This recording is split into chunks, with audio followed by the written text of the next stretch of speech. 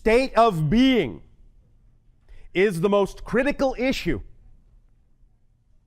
which is why in The Secret it was mentioned that the secret to the secret was simply choosing to be happy. For no other reason other than that is your preferred state of being. Because there is no empirical physical reality, then state of being really becomes the only thing that determines the experience that you have in the idea of physical reality, because that's all it is. It's an experience, it's an idea. That is what is real about it, the experience. But physical reality itself is not real by itself, on its own. As you choose the state of being that you prefer, or based on whatever beliefs you have within your physiological mind, personality, structure, as you choose beliefs that determine what your state of being will be, that, of course, is what determines how you experience this idea of yourself called physical reality. Because that's all it is. It's an experience of your own consciousness from a particular point of view, from a particular state of being that generates that kind of an effect within you, that you then call an externalized physical reality. Circumstances in physical reality, thus, are illusionary. They're just symbols. Again, as we have said many times, it's just a reflection based on what you are giving off. Now, The Secret calls this idea, law of attraction, the primary law. We refer to it as the third law of creation. It is, however, the first law of action, even within the four laws. Because the first law, that you exist, is simply a description of a state of being. The second law, that the one is all, the all are one, is also a description of the nature, of the structure of that state of being. But the third law, what you put out is what you get back, is the first law of action. And that is what is being said and the difference being made in The Secret by calling the law of attraction the first or primary law of the universe. Because it is the first law of action, and it's therefore the first law that actually brings about manifestational experience. Then the fourth law, everything changes except the first three laws, is what qualifies and colors that experience, what allows you different perspectives of the experience of creating the idea of physical reality. You will remember that what was also very important in The Secret was this idea that we talked about before about being passionate, as expressed in the concept of play, of playing with everything that happens in your reality, really having an attitude of gratitude toward it so that you receive every experience you have in a playful way, and thus by receiving it in that playful way can do that much more with it, be that much more creative with it, allow it to be that much more flexible, malleable, stretchable, changeable, formable. Play, that energy is what allows physical reality to become like clay. So play with the clay of physical reality.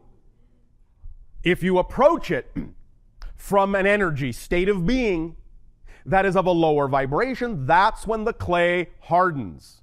That's when it's unchanging in that state. But as soon as you start to be more playful with what's going on in your life, it softens and becomes clay-like, plastic, malleable, formable, changeable again, and gets in step with the fourth law, as you do. Change is the only constant. So in that sense, when you become more playful, you become more changeable. And as a result, your physical reality will mirror that changeability. Become easier to transform from one kind of reflection to another. Now, very important. This is where physical mind, once again, can sometimes get caught up in its own sense of control. And that is that when we talk about the idea that what you put out is what you get back, the physical mind, because, again, of how it looks at physical reality being the only thing there is, will assume that if it doesn't see an exact one-to-one reflection in the circumstances that surround you with what it is you believe you're giving off, you will think that something has failed. Again, I remind you, this is where you get caught in your own paradoxical trap. Even though it is true that what you put out is what you get back, and that by being in a certain state of being, that will determine what the circumstances around you are, the first stage of that, the first manifestation of that will be usually, especially in your world of space and time, usually the first reflection will look the same as it used to. Because this gives you an opportunity to reinforce the state of being by responding to the circumstances that look the same differently than you did before. And that is where you then allow the circumstances to truly reflect that you have changed and demonstrate that you truly have changed by responding to the circumstances differently, even if they look the same as they used to. That's how it works. So the first reflection will usually be an echo of how it used to look. You must not respond to the echo as if that's the representation of your new state. You must respond to it, in a sense, as if you know it's just an echo, and that what you're putting out now, the new response to the old circumstances, that will solidify the vibration of your preferred state of being and truly allow the circumstances to change themselves and take their cue from the new vibration you're putting out, which is the absolute certainty that you are different. Because if you respond to the old echo in the same way you used to, you are not different. So in a sense, it's like you're testing yourself. It's like you're giving yourself an opportunity to decide whether you really do want the circumstances to change by first presenting yourself very often with the same set of circumstances to see if you respond differently to them, making a clear commitment that you have, in fact, vibrationally changed your state of being. Once you have then done that and respond differently to the same set of circumstances, then you have established that you truly have changed, and then the circumstances can reflect that change. So don't be fooled by the echo into thinking you've done something wrong by labeling it in the same way you used to. Oh, I didn't see what I wanted to get immediately. It looks the same as it did before. The same people are here giving me the same kind of feedback. I must have done something wrong, or something's not working, or you find that you're reacting to it in the same way you used to, because if you do, you have not changed.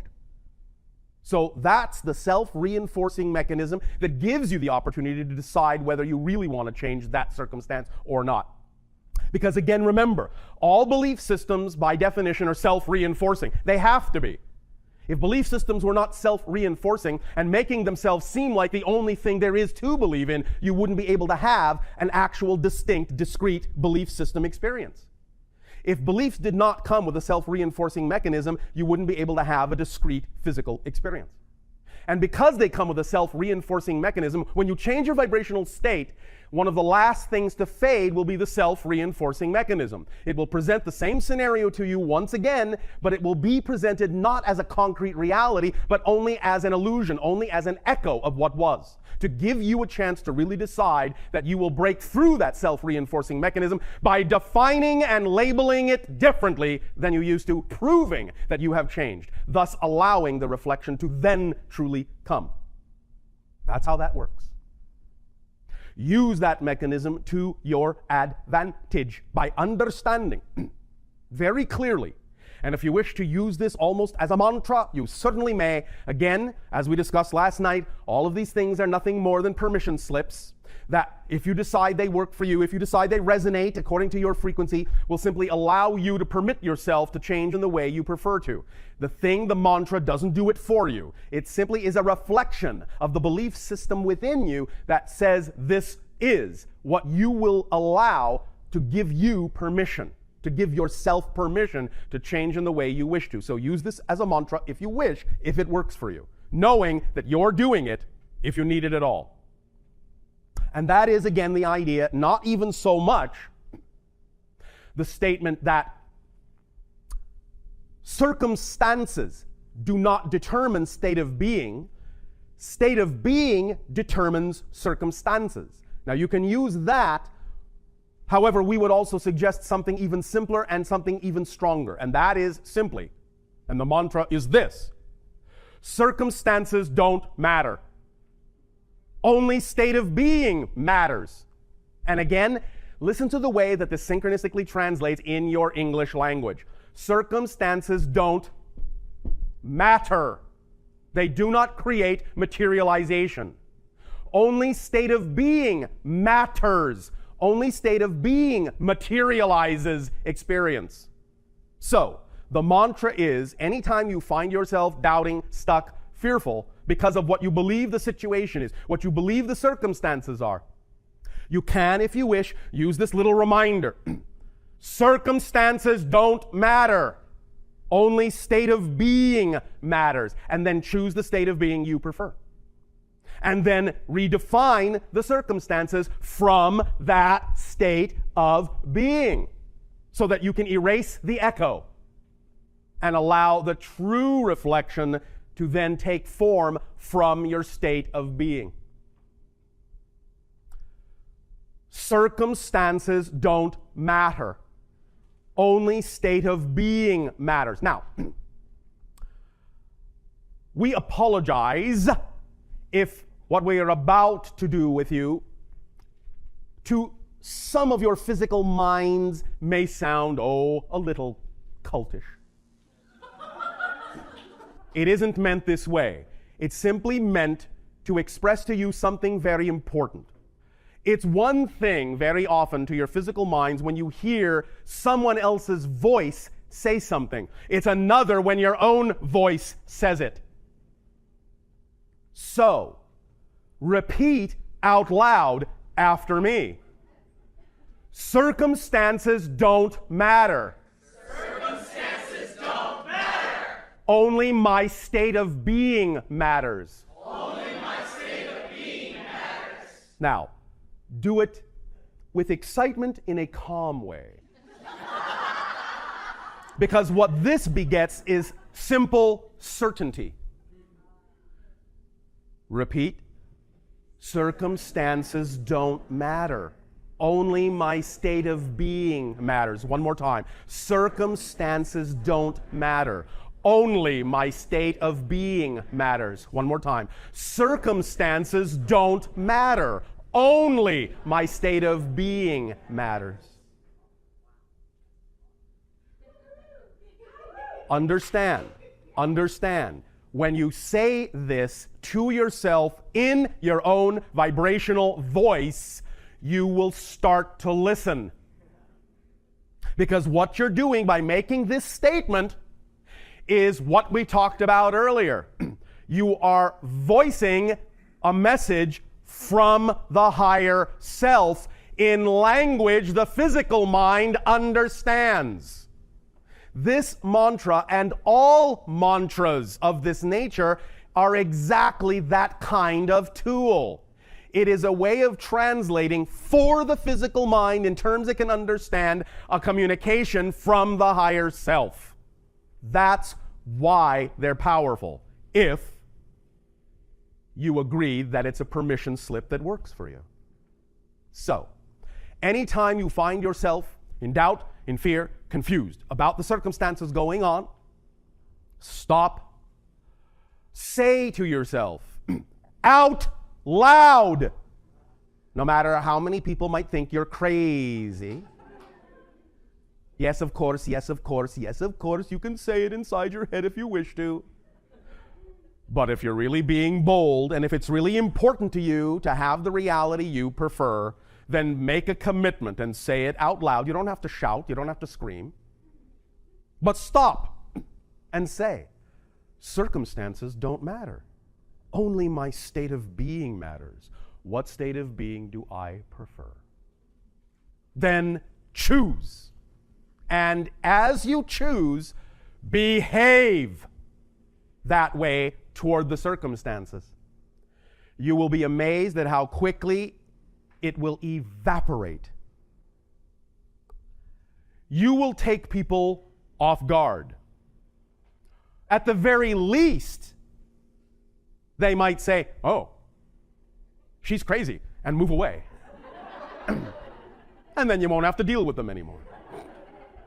So one way or another, it will create the bubble reality of your preferred vibration and will act as an organizing principle and driving engine to move out of that bubble any vibration that is incompatible. It is one of the strongest, most centering statements you can make for yourself. Circumstances don't matter. Only my state of being matters. What state of being do I prefer? Then behave that way. That's all there is to that idea of centering. That's all there is to the idea of redefining, re-identifying yourself, and remaining on the cutting edge, the leading edge, the crest of the wave of the transformation. That's really all it takes. Now, to whatever degree your physical mind's belief system will allow you to believe that is your process to work on, if such a process is even needed. But I guarantee you, if you can truly, as you say, get into the absolute certainty of that statement, if you can truly understand that it is a true message from your higher self in physical mind terminology, and you truly pay attention to it, don't just get caught up in rote repetition until your voice becomes a droning thing you no longer hear. But when you truly say it in your own voice and truly listen to your own voice and pay attention to the vibration of your own voice saying it, you will hear the truth in it. And as soon as you really hear the truth in it, you will feel your entire physical being go, "Oh, I don't have to try so hard. It doesn't matter what the circumstances are. Only my state of being matters. Oh, oh, joy." What is this feeling? What is this feeling? Oh my gosh, it's so foreign. Joy? Unbridled, unconditional love and joy. I'm tingling. You know, I like this sensation. I think I'll create more of it.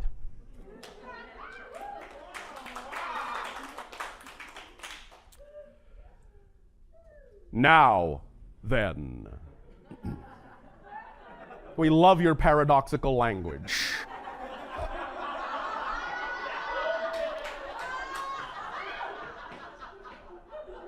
No wonder you're so confused. Now, then. Now or then?